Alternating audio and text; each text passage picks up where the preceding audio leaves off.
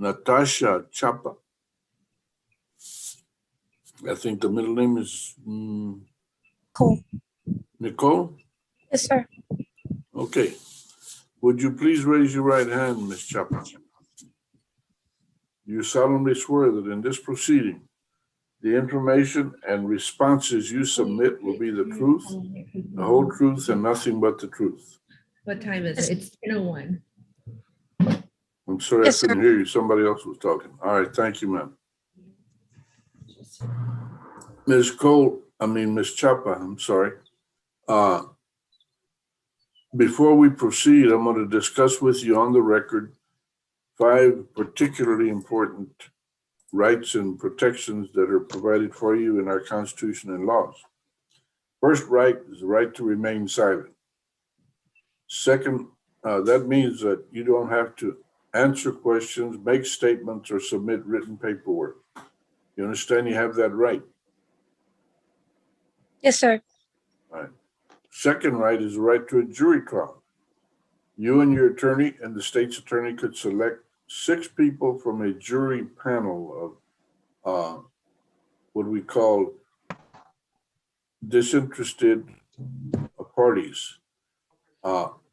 Those 6 people would hear the testimony, see the things that go on in court and the materials that are submitted, and they would decide whether you're guilty or not. That's called the right to a jury trial. Do you understand you have that? Yes, sir. I understand. You also have the right to confront witnesses. Those are big words, means that you have the right to face anyone that testifies in your case. You and your attorney could cross-examine, question, or challenge any witness. That's called the right to confront witnesses. You understand that? Yes, sir. I understand. There's also a right called the right to appeal. That's a right wherein you yourself or your attorney himself or the 2 of you together could demand a higher court review the official record, look at the evidence and the testimony and the materials, and they would decide whether, on the right to appeal, you and your attorney can demand that a higher court review the official record and check out the evidence, testimony, etc. And they can decide any challenges that you wanted to make. To do that, you got to follow the correct paperwork, the time limitations, everything. You understand you have the right to appeal. Yes, sir. I understand. And further, you and the state individually have the right to demand that this proceeding be held in an open public courtroom. Because of the COVID pandemic, we're doing all this by video conference. It is being streamed on YouTube, so anyone that wants to can listen, watch this whole proceeding. But you do have the right to demand that, and so does the state individually. Is that clear? Yes, sir. Clear. All right. Now, I'm going to show you some papers. It is my impression that you and Mr. Valachek have carefully reviewed all of these papers. I'm going to just scan over them quickly and make sure that you know what you've been doing and that your attorney as an officer of the court has done his job. At the top of all these papers is going to be what I call identifying information. It says, as you see right in front of you there on your screens, case number 658390, the state of Texas versus Natasha Nicole Chapa in County Court of Law number 5, Bexar County, Texas. That's the information that'll be kind of stamped or repeated on all the different documents. Then the title will follow that. The title of this one is State's Consent to Video Conference. Did you review this and understand that the state has agreed to do the video conference? Yes, sir. All righty. The second document is called Discovery Acknowledgement. It's a requirement by Texas law that the state has to share with you, acknowledge all the documents that and materials and evidence that exists in this case. Your attorney and the state's attorney have signed that. You see it in front of you there. Yes, sir. They've signed it. Okay.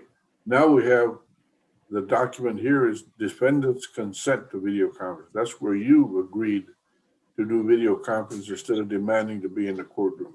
Did you see and understand that? Yes, sir. All right. Next document is a document called Defendant Waiver of Constitutional Rights in Court's Admonition. Did Mr. Valachek and Ms. Chapa, did both of you review this document carefully? Yes, sir. Yes, Your Honor. You understood that the range of punishment is from $0 to $2,000 fine, in jail from 72 hours to 180 days in jail. And what does it say that you're pleading there on top of it? In this cause, I hereby enter a plea. What are you pleading? No contender. You understand that? And it's on the DWI. You were originally charged with DWI with a BAC of 0.15 or higher, extreme intoxication.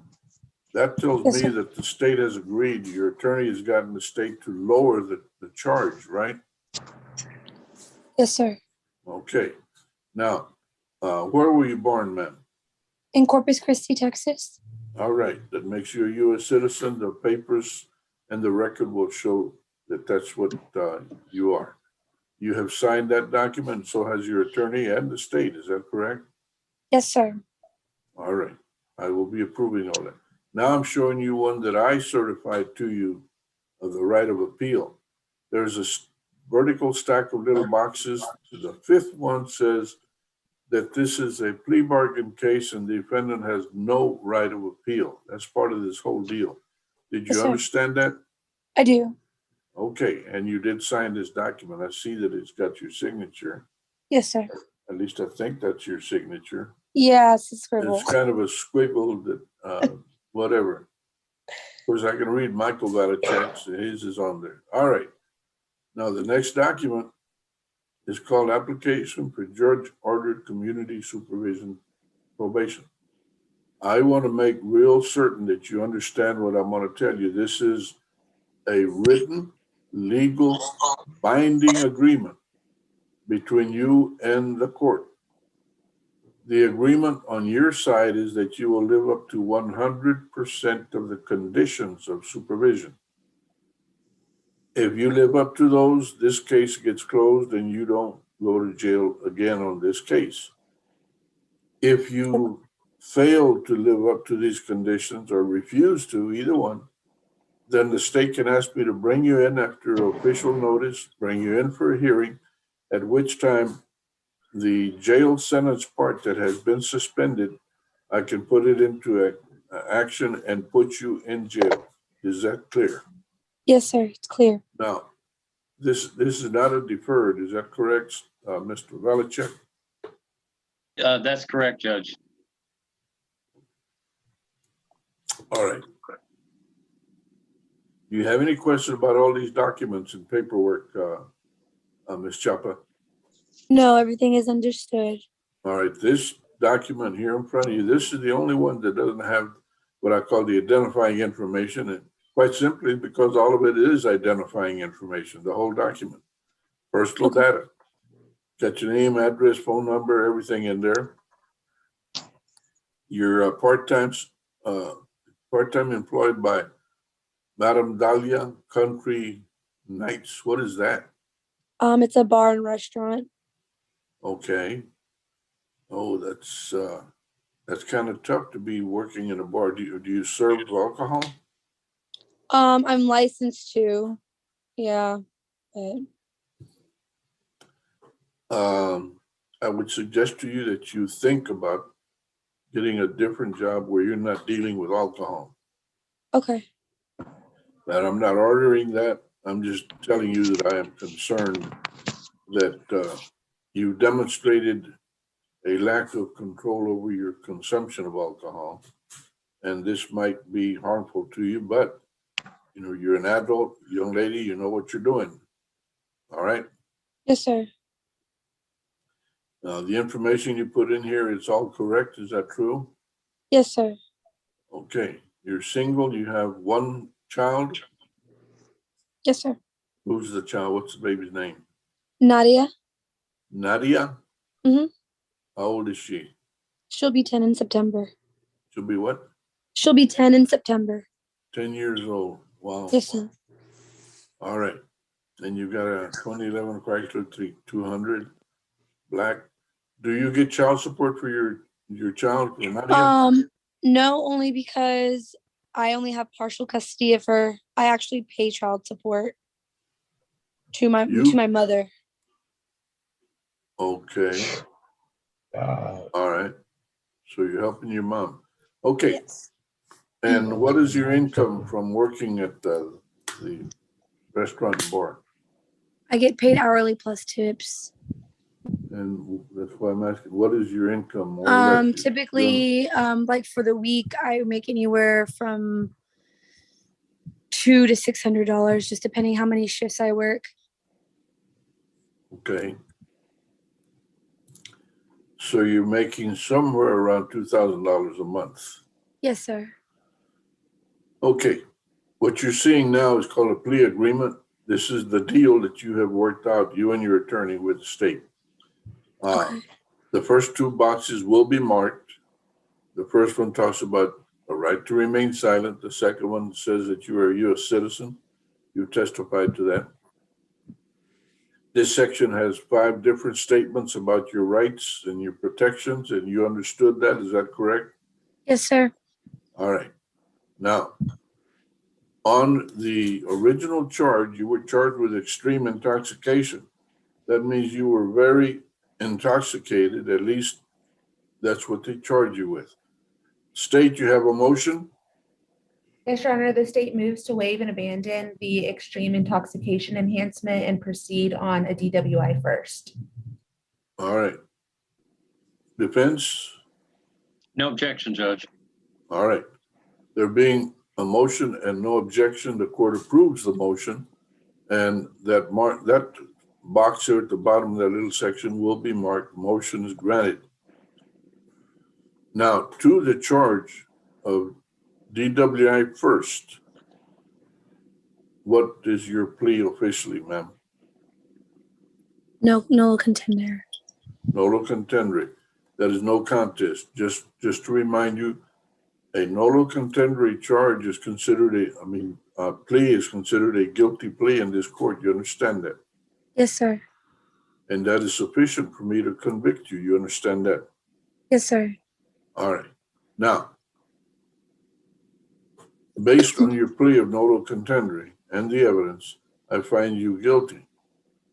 You're sentenced to 180 days, Bexar County Jail. That's locked up for 180 days, but that is suspended, probated for 9 months. You are fined $500. You will perform 36 hours of community service. Restitution. Your supervisory fee will be $29 a month.